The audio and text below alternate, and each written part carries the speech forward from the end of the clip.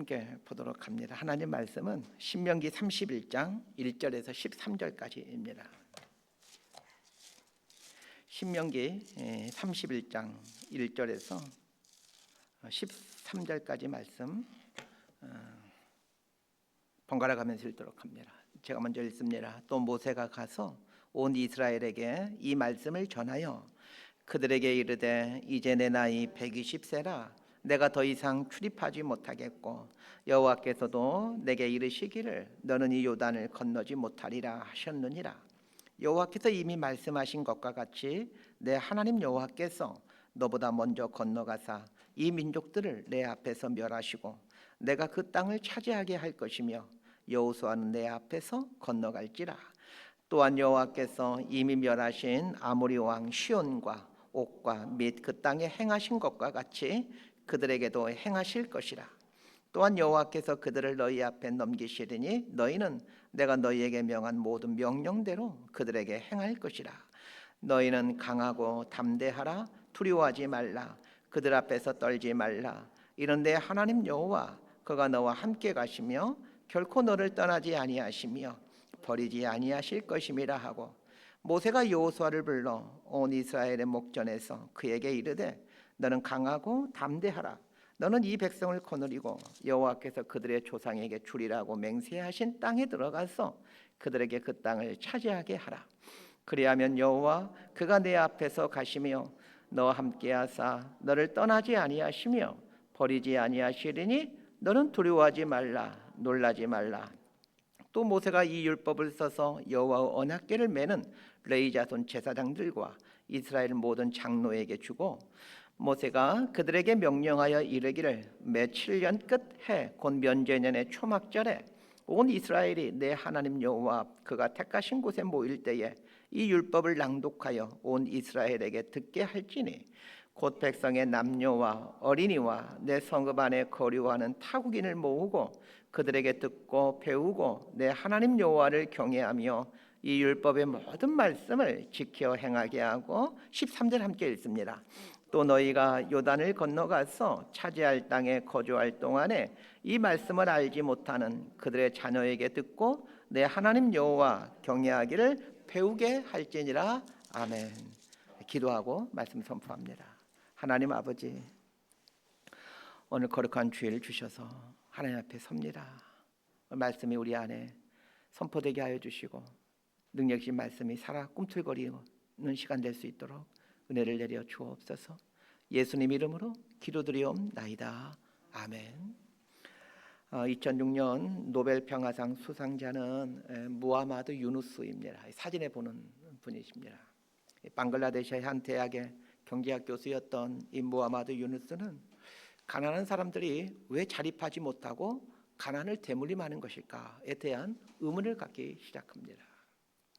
그리고는 그들의 삶을 연구하며 그들이 자립할 수 없는 이유를 찾습니다. 가난한 사람들이 자립하기 위해서는 최소한의 시드머니가 필요한데 그 시드머니가 없기에 자립할 수 없다는 것을 발견하게 됩니다. 시드머니의 중요성을 깨달은 무하마드 유누스는 소액 무담보 대출은행을 설립합니다. 말 그대로 소액을 빌려주는데 담보 없이 빌려주는 거죠. 예를 들면 재봉틀을 살 수 있는 돈이라든지 아니면 닭을 몇 마리 살 수 있는 돈이라든지 이렇게 말입니다. 이 은행이 이 그라민 은행입니다. 그라민 은행을 통해 가난한 사람들에게 무담보 소액 대출을 실행하여 빈민 퇴치에 상당한 기여를 합니다. 이 공로로 2006년 무하마드 유누스와 그라민 은행은 공동으로 노벨 평화상을 수상합니다. 그 무하마드 유누스가 이런 말을 합니다. 모든 인간은 기업가다. 인간은 동굴에서 살던 시절부터 일용할 양식을 직접 찾았다. 하지만 문명시대에 접어들면서 내재한 기업가 기질을 억눌렀다. 통치자들이 너는 노동자다 라고 낙인을 찍자마자 우리는 노동자를 자초했다.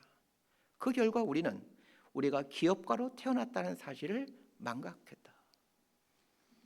무하마드 유누스의 말에 따르면 모든 인간은 기업가로 태어났으나 통치하는 자들에 의해 기업가 기질을 잃어버리고 노동자로 전락했다는 것입니다. 얼핏 보면 기업가는 가치 있는 삶이고 노동자는 무가치한 삶으로 들려지지만 무하마드 유누스의 말은 그런 뜻이 아닐 겁니다. 기업과 노동자의 차이가 무엇일까 생각해 보았습니다. 두 계급 간에는 중요한 차이가 있습니다. 노동자는 주어진 구조 안에서 움직이는 반면 기업가는 존재하지 않는 가치를 상상하고 자신이 상상한 가치를 이루기 위해 불확실성을 감수합니다. 철학적으로 접근하면 이 두 그룹의 가장 큰 차이는 스스로 선택하며 살고 있는가입니다.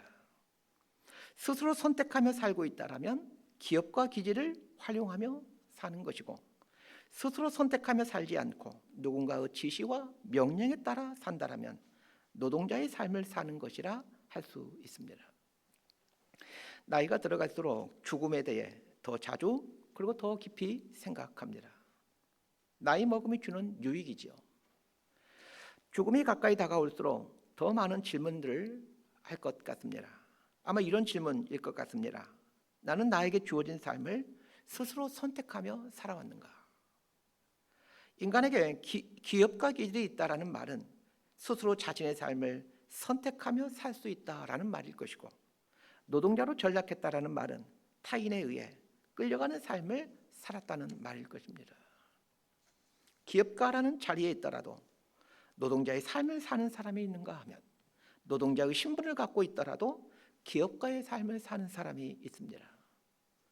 기업가와 노동자의 차이가 무엇일까를 생각하다가 기업가는 자신이 꿈꾸고 상상한 것을 남기는 삶을 사는 반면 노동자는 안정을 택하는 대신에 상상하고 불확실성을 감수하는 삶을 포기하는 삶을 산다라는 생각이 들었습니다. 보다 나은 삶을 사는 것이 어떤 삶일까를 생각해 봅니다. 사람에 따라 선호도는 다르겠지만 하나님의 입장에서 본다라면 다른 사람의 명령과 지시를 따르는 노동자의 삶보다는 스스로 선택하며 살아가는 기업가의 삶을 사는 것이 보다 하나님이 원하시는 삶일 것 같습니다. 무엇인가를 꿈꾸고 상상하면서 그것을 후대에 남기는 삶을 사는 것이 보다 성경적인 삶이 아닐까 생각해 봅니다.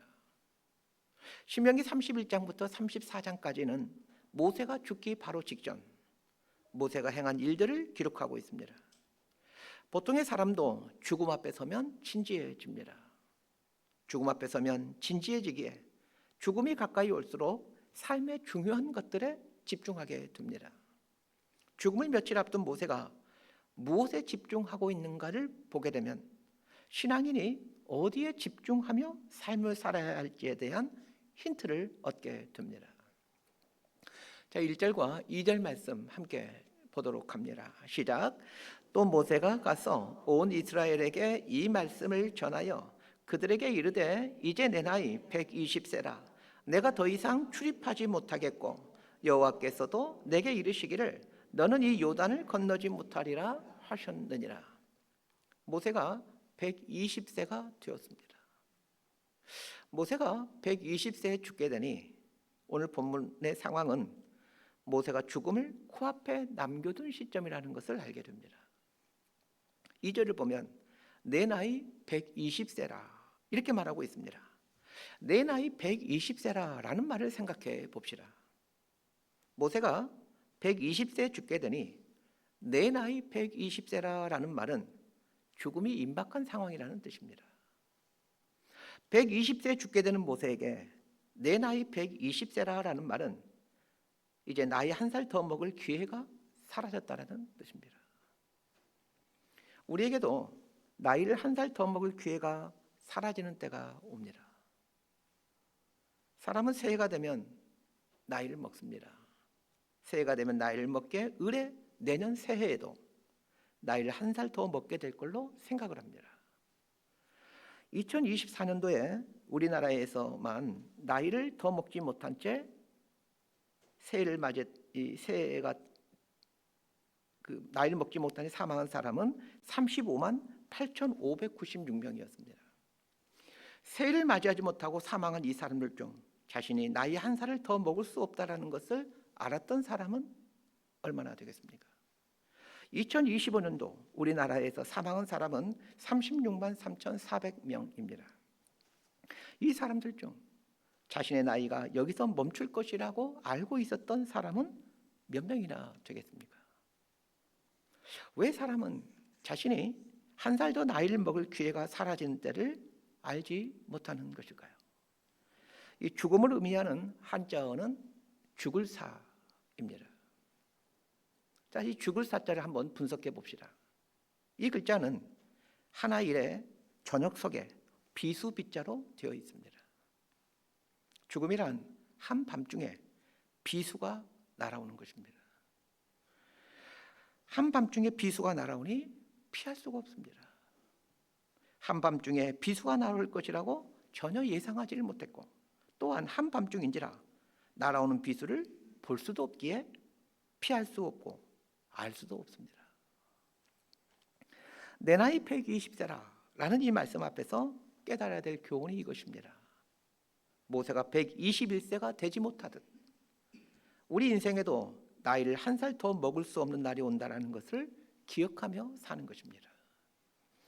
어느 책에선가 본 글귀입니다. 부모가 자식에게 남기는 마지막 선물은 삶의 유한함을 알려주는 것이다. 삶의 유한함을 알려주는 것이 부모가 자식에게 주는 마지막 선물이면서 가장 큰 선물입니다. 부모로부터 이 선물을 받고 이 선물에 담긴 의미를 아는 자식은 새로운 삶을 살게 됩니다.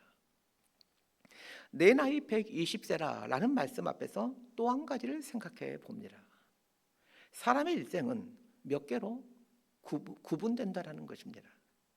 모세의 120세는 세 부분으로 나누어집니다. 애굽의 왕자로 살던 40년, 미디안 광야의 목자로 살던 40년, 이스라엘의 구원자로 살던 40년, 이렇게 세 토막으로 나누어집니다. 애굽 왕자의 삶과 광야의 목자의 삶이 전혀 다른 삶이었듯 광야 목자의 삶과 이스라엘의 구원자의 삶이 전혀 다른 삶이듯 인생은 전혀 다른 몇 개의 토막으로 나누어집니다. 이것은 신분이나 지위의 변화를 의미하는 것이 아닙니다. 삶의 태도와 자세의 변화에 대한 구분입니다. 모세의 120세를 생각해 봅시다. 애굽 왕자로 살았던 40년은 내가 주인되어 내가 하고 싶은 일을 하며 사는 기간입니다. 우리의 삶에도 모세가 애굽 왕자로 40년을 살았던 내가 주인되어 내가 하고 싶은 대로 살았던 기간이 있습니다. 모든 인생은 태어나면서 자신이 주인되어 자신이 하고 싶은 일을 하며 생을 시작합니다. 중요한 것은 이 첫 번째 꼭지인 내가 주인되어 내가 하고 싶은 일을 하며 사는 기간은 인생에서 최대한 빨리 청산해야 될 기간이라는 것입니다. 아무 의미 없는 기간인 것은 아니지만 이 삶이라는 큰 틀에서 보면 일찍 졸업해야 되는 기간입니다. 그럼에도 대부분의 사람들은 첫 번째 꼭지인 내가 주인되어 내가 하고 싶은 일을 하다 인생을 마칩니다. 이런 삶은 모세의 인생으로 비유하면 초반부 40년의 삶만 사는 인생이라 할 수 있습니다. 인생은 세 꼭지를 살아내야 하는데 자신이 주인되어 자신이 하고 싶은 대로 살다 생을 마치는 인생은 한 꼭지만 사는 인생입니다. 3분의 1만 살았으니 영적으로 보면 단명한 사람이라 할 수 있습니다. 두 번째 꼭지는 40살에서 80살까지의 삶으로 미디안 광야 목자로 사는 기간입니다. 미디안 광야 목자로 산 40년은 훈련되어지고 다듬어지고 깎아지는 삶입니다. 40년의 광야 목자의 삶을 통해 모세는 자신이 어떤 존재인지를 알아갑니다. 이 기간을 통해 모세는 애굽의 왕자라는 세상이 부여해준 가면을 벗어갑니다. 그런 면에서 두 번째 꼭지는 가면을 벗어가는 기간이라 할 수 있습니다. 인생의 두 번째 꼭지의 특징은 사람들의 시선과 세상의 평가와 판단에서 자유로워지는 기간입니다. 소유에서 존재로 가치의 전환이 이루어지는 기간이기도 합니다. 이 기간이 두 번째 기간입니다. 두 번째의 삶은 세상적인 눈으로 보면 많은 것을 잃어버리는 것처럼 보이지만 사실은 본질을 찾아가는 기간입니다. 마지막 세 번째 꼭지가 있습니다. 세 번째 꼭지는 다른 사람을 바른 길로 인도해 가는 삶입니다. 모세는 80세가 되었을 때 이스라엘 백성들을 애굽에서 건져내어 가나안으로 이끌어갑니다. 80세부터 120세까지의 모세의 삶은 세 꼭지 중 마지막 꼭지로 타인을 위한 삶을 사는 기간입니다. 모세는 80 이후부터 이스라엘 백성들을 위해 삽니다. 인간적인 눈으로 보면 타인을 위한 삶은 전혀 매력이 없지만 그러나 인생을 향한 기대가 타인을 위한 삶입니다. 마치 예수님의 삶이 인간적인 눈으로 보면 흠모할 만한 매력이 전혀 없지만 하나님의 눈으로 보면 하나님을 영광스럽게 했던 것처럼 말입니다. 예수님은 당신의 삶을 십자가상에서 이렇게 표현합니다. 다 이루었다. 세 번째 꼭지의 삶을 사셨기에 예수님은 다 이루었다라고 감히 고백할 수 있었던 것입니다. 사람을 향한 하나님의 인생 일정표가 이러하다는 것을 알게 된다면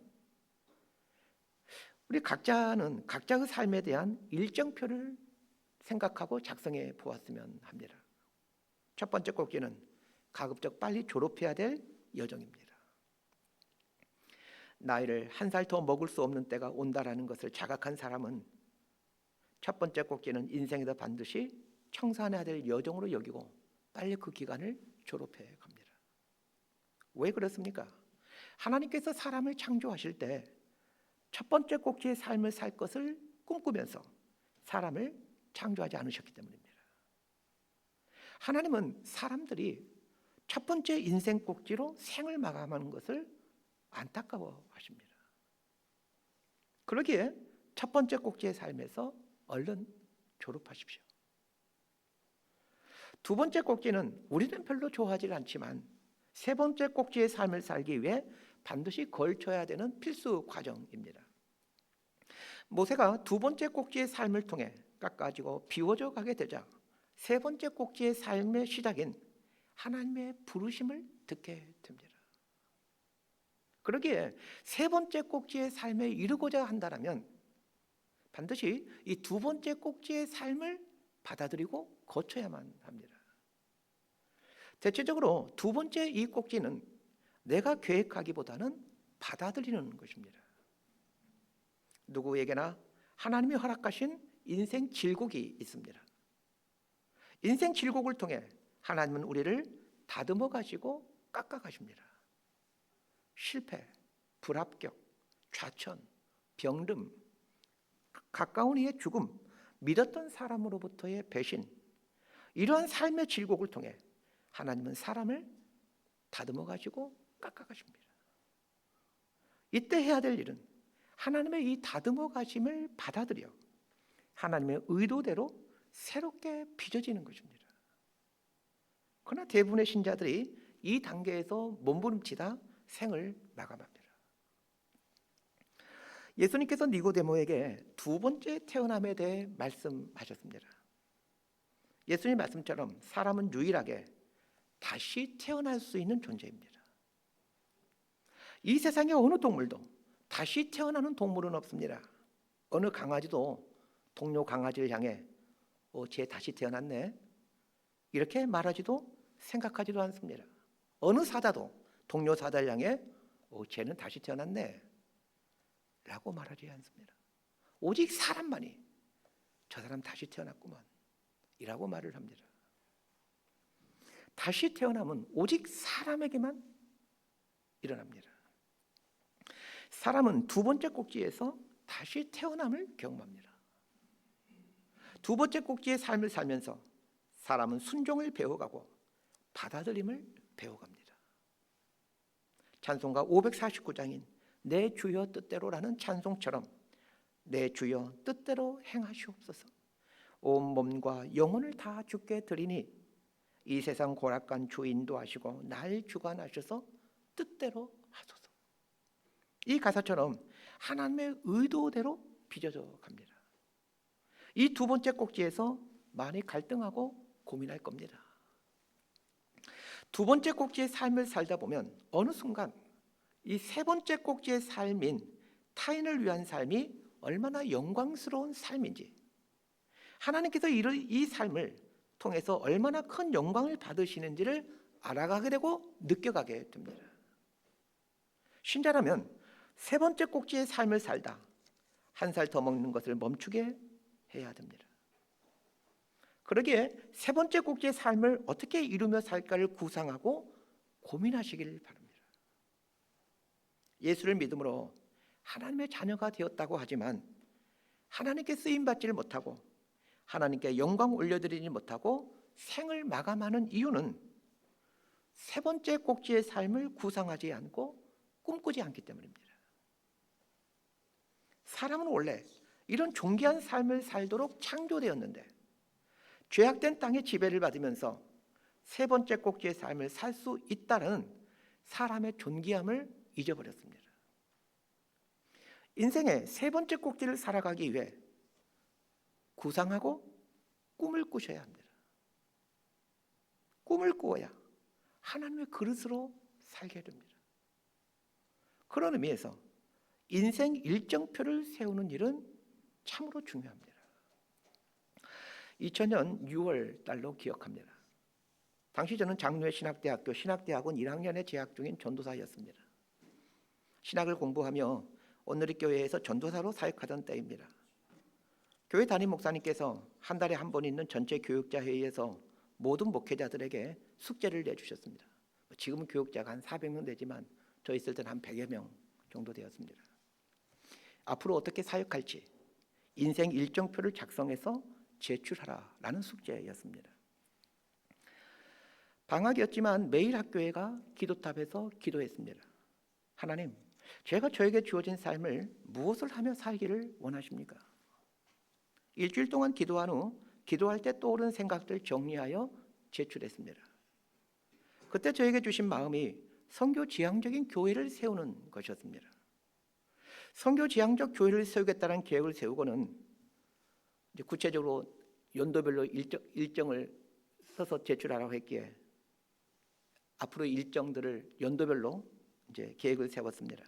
신학 공부를 마치면 2년 정도 전임 사역을 하며 목회를 더 배우고 3년은 선교사로 살면서 선교가 무엇인지를 배우고 한국으로 돌아와 3년 동안 다시 목회를 하며 교회가 무엇이고 목회가 무엇인지를 배운 후에 선교 지향적 교회를 세워야겠다라는 계획서를 작성하여 담임 목사님께 제출했습니다.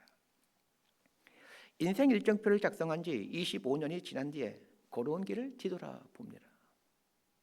25년 전에 기도하며 세웠던 그 일정표대로 조금의 어그러짐 없이 그대로 진행되었습니다.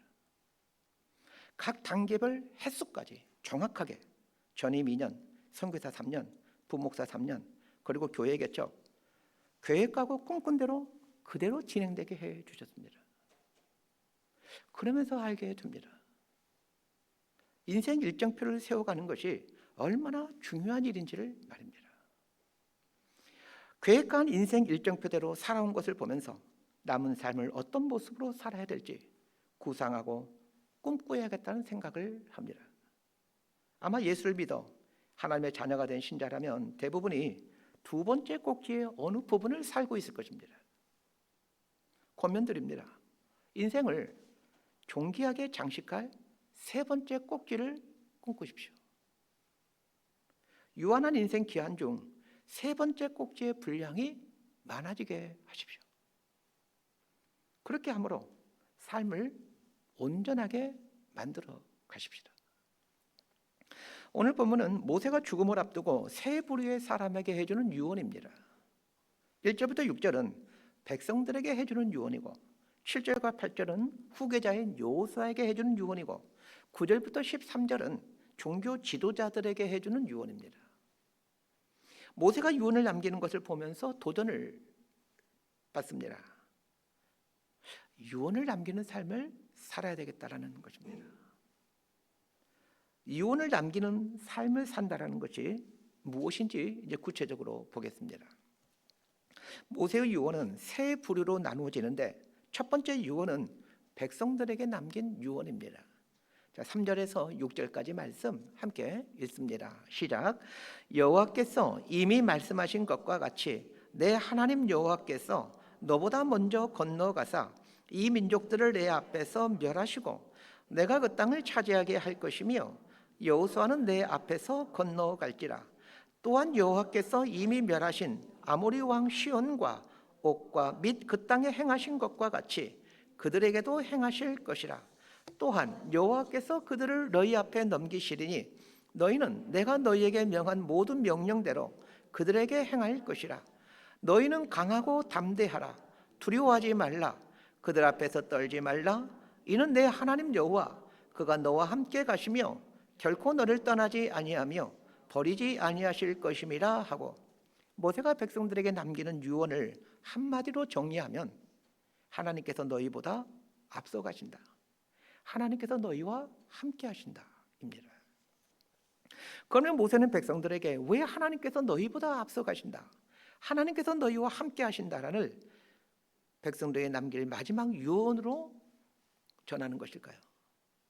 이스라엘 백성들 입장에서 모세가 누구인지, 그리고 이스라엘 백성들 앞에 놓여진 과제가 무엇인지를 생각해 봅시다. 이스라엘 백성들에게 모세는 애굽의 10가지 재앙을 내려 바로를 항복하게 만든 하나님의 대리자요, 손을 들어 홍해를 가른 능력자요, 반석을 쳐서 물을 낸 기적자요, 기도함으로 아말렉을 무찌른 전능자입니다. 이스라엘 백성들에게 모세는 눈에 보이는 신입니다. 그런데 이런 모세가 죽음 앞에 서게 되었으니 이스라엘 백성들이 얼마나 암담하겠습니까? 더 큰 문제는 이스라엘이 지금부터 해야 되는 일이 이 가나안 땅을 점령하는 일인데, 이 가나안 땅을 점령하는 일은 광야를 여행하는 일, 즉 모세가 이끌었던 일보다 훨씬 더 위험하고 무서운 일이라는 것입니다. 광야가 먹을 것이 없고 마실 물이 없어 생존의 위협을 느끼는 곳임은 사실이지만 가나안 땅을 점령하는 것보다는 덜 위험합니다. 가나안 땅은 전쟁을 통해 점령해야 되는데 가나안 사람들 중에는 거인인 아낙 자손들이 있고, 또한 그들은 견고한 성을 갖고 있는 반면 이스라엘 백성들은 무기 하나 제대로 갖고 있지 않은 상태에서 전쟁해야 되는 상황입니다. 백전백패의 상황입니다.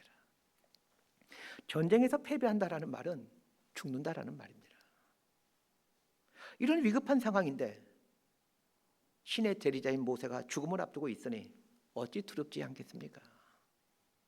그래서 모세는 백성들에게 하나님께서 앞서 가신다, 하나님께서 함께 가신다 라는 유언을 남김으로 백성들을 격려합니다. 그런데 모세가 백성들에게 남긴 유언인 하나님께서 먼저 가신다, 하나님께서 함께 하신다라는 말을 생각해 봅시다. 하나님께서 이스라엘 백성들을 앞서서 가심으로 가나안 땅을 점령해 가는데 사실 모세는 그걸 보질 못하죠. 오늘 본문에서 죽기 때문입니다. 그럼에도 하나님께서 앞서 가신다라고 확신하며 말할 수 있는 비결이 무엇입니까? 지난날 자신의 삶에서 하나님의 앞서 가심을 매 순간 경험하며 살았기 때문입니다. 모세 인생의 첫 번째 꼭지인 애굽 왕자로 살고 있을 때는 하나님께서 자신의 인생 앞서서 가신다라는 것을 전혀 한순간도 알지 못했습니다. 그러나 두 번째 꼭지인 광야 목자의 삶을 살면서, 그리고 세 번째 꼭지인 이스라엘 백성들을 이끌어가는 구원자의 삶을 살면서 모세는 지난날의 삶이 하나님께서 앞서서 가시는 삶이었음을 매 순간 경험했습니다. 그러하기에 마지막 유언으로 하나님께서 앞서서 가나안 땅을 점령해 가신다라는 말을 확신에 찬 목소리로 이스라엘 백성들에게 유언하는 것입니다. 여기서 중요한 사실 한 가지를 깨닫습니다. 유언이 무게가 있기 위해서는 자신의 삶으로 유언에 합당한 삶을 살아야 한다는 것입니다. 생각해 보십시오. 평생을 사기나 치면서 살아온 사람이 죽는 순간 다른 사람들에게 사기치는 삶을 살지 말라고 유언한다면 어느 자식이 그 유언을 무게 있게 간직하겠습니까? 평생을 형제들과 싸우며 살던 사람이 죽는 순간 자식들에게 형제들과 사이좋게 지내라 유언을 한다면 어느 자식이 아비의 유언을 마음에 품고 살겠습니까? 그런 면에서 유언을 하는 게 중요한 게 아니라 무게감 있는 유언을 하는 게 중요합니다. 그리고 무게감 있는 유언이 되기 위해서는 그 유언에 합당한 삶을 사는 것이 필수 조건이라는 것을 알게 됩니다. 그러고 보면 유언은 죽을 때 하는 것이 아니라 일평생에 걸쳐 써가는 것임을 알게 됩니다. 저는 모세가 백성들에게 남기는 유언인 하나님께서 앞서가신다, 하나님께서 함께 하신다라는 이 유언이 저와 여러분들에게 해주는 유언으로 받아들였으면 합니다. 몇 주 전에 가나안 땅을 어떻게 해석해야 되는가를 설명하면서 가나안 땅이란 우리의 신앙생활이라고 설명드린 적이 있습니다. 이스라엘 백성들이 가나안을 점령하고 가나안에서 살아가는 것은 우리가 하나님의 백성이 되어 신앙생활을 하는 것이다 라고 해석할 수 있다고 말씀드렸습니다. 가나안 땅을 점령하는 것, 그리고 가나안 땅에서 살아가는 것, 이 모든 여정에 하나님께서 이스라엘보다 앞서 가시고 하나님께서 함께 하십니다. 마찬가지입니다. 우리의 인생 여정에 하나님께서 앞서 가시고 하나님께서 함께 하십니다. 그러니 어떤 두려운 상황이 와도 염려하지 않게 되기를 바랍니다. 하나님께서 앞서 가시기에 우리 삶에 일어나는 모든 상황은 하나님이 이미 알고 있는 상황이고 하나님께서 함께 하시는 상황입니다.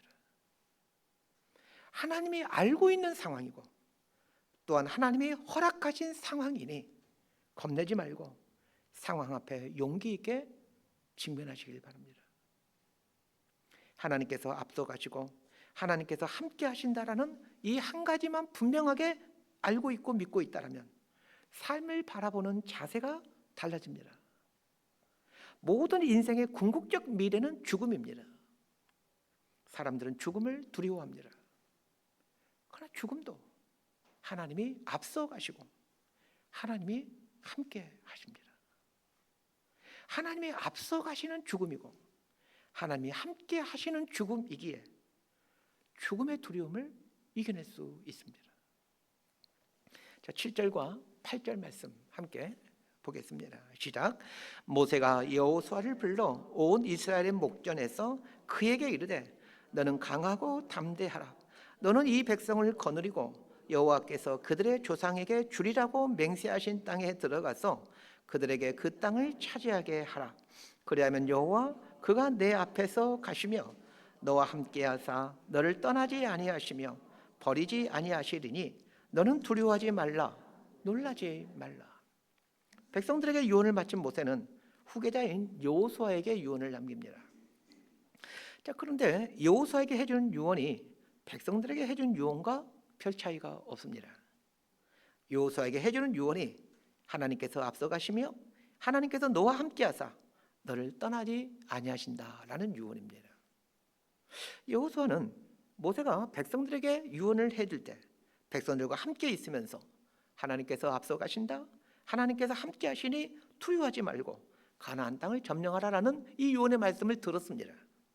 그런데 여호수아를 별도로 부르시더니 하나님께서 앞서가시고 너와 함께 하시니 두려워하지 말라라는 이 동일한 말씀을 하는 것입니다. 백성들과 여호수아에게 해주는 모세의 유언을 보며 깨닫는 것이 있습니다. 이스라엘 백성들이 가나안을 점령하고 가나안 땅에서 살아가는 여정에는 두려워할 수밖에 없는 상황이 놓여진다는 것입니다. 그들 앞에 두려워할 수밖에 없는 상황이 놓여지듯 하나님의 백성이 살아가는 우리 인생 여정에도 두려워할 수밖에 없는 일들이 계속된다는 것입니다. 하나님이 정말 나와 함께 하시나? 하나님이 정말로 내 인생 앞서서 가시나? 이런 의문이 들 수밖에 없는 상황이 계속될 겁니다. 그런데 이런 의문이 들 수밖에 없는 그 상황, 그 일들 앞에서 하나님이 정말로 나와 함께 하시는구나, 하나님이 내 인생 앞서 가시는구나를 경험해 가게 됩니다. 이런 경험들이 쌓여가게 되면 어느 순간 내 인생 앞서서 가시는 하나님을 보게 됩니다.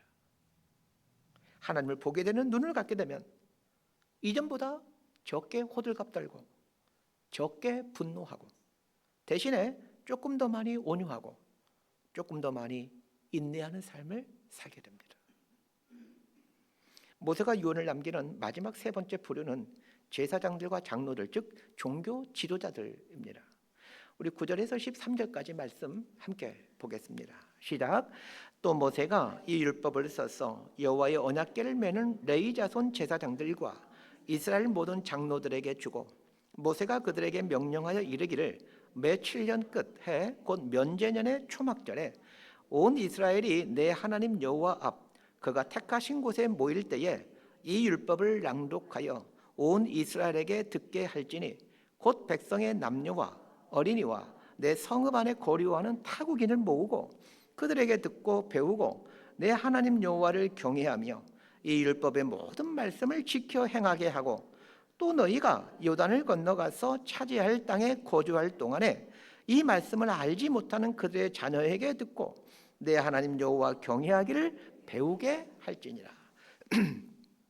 종교 지도자에게 남기는 유언은 율법을 백성들에게 가르치라는 유언입니다.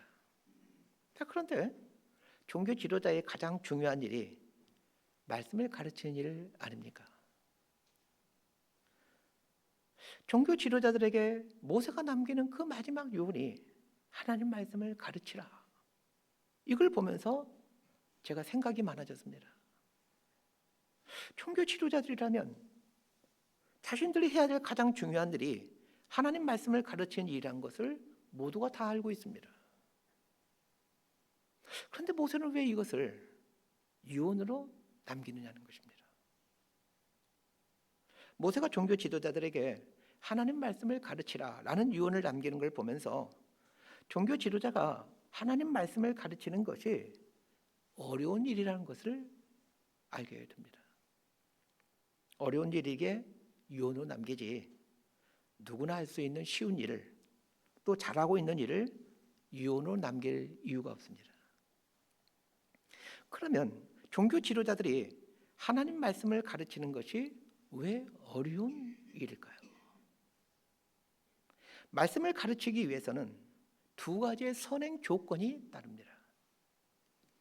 말씀을 연구해야 하는 것과 말씀대로 살아야 하는 것입니다. 말씀을 학문적으로 가르치는 일은 그리 어렵지 않습니다. 수학 선생님이 학생들에게 수학을 가르치기 위해서는 수학에 대한 어느 정도 지식만 있으면 됩니다. 수학대로 살 필요가 없습니다. 도덕 선생님이 학생들에게 도덕을 가르치기 위해서는 도덕에 대한 어느 정도 지식만 갖고 있으면 됩니다. 도덕대로 살 필요가 없습니다. 제 자랑 좀 하려고 하는데 꼴 보기 싫어도 좀 들어주시길 바랍니다. 듣기 싫은 분은 이렇게 하고 있으면 됩니다. 대학교 4학년 때 교생 실습을 나갔습니다. 행정학이 전공이었지만 교직 이수를 신청하면 교사가 되기 위한 과목들을 이수해야 됩니다. 제가 공부한 대학 바로 옆에 그 부속 중고등학교가 있는데 그곳에 가서 한 달 동안 교생 실습을 했습니다. 한 달간의 교생 실습이 마쳐갈 때쯤 되면 이제 그 학생들 앞에서 수업을 해야 되는데 현직에 있는 선생님들이 보는 앞에서 수업을 해야 됩니다. 제 과목이 사회 과목이었는데 사회 과목의 모든 선생님들이 다 있는 가운데서 그 학생들을 놓고 수업을 해야 됩니다. 여간 부담스러운 일이 아닙니다. 잘했을까요? 못했을까요? 저를 잘 신뢰주지 못하는 거죠. 제가 잘했습니다. 수업을 마쳤는데 그 담당 선생님이 교무실로 저를 부르셨습니다. 50대 후반으로 보이는 그 담당 선생님께서 저에게 이런 말씀을 하셨습니다. 내가 수십 년 교직 생활을 하며 해마다 교생을 받아 교생들이 수업하는 것을 봤는데 나 선생님처럼 수업 잘하는 교생은 처음 봤습니다. 이제 귀 막은 사람 해도 됩니다. 그 수업을 하기 위해 저는 중학교 사회 과목 교과서를 며칠 동안 열심히 공부했습니다. 며칠 동안 공부한 것의 결과가 수십 년 교생을 받아왔는데 나 선생님처럼 수업 잘하는 교생은 처음 봤습니다라는 대단한 칭찬이었습니다.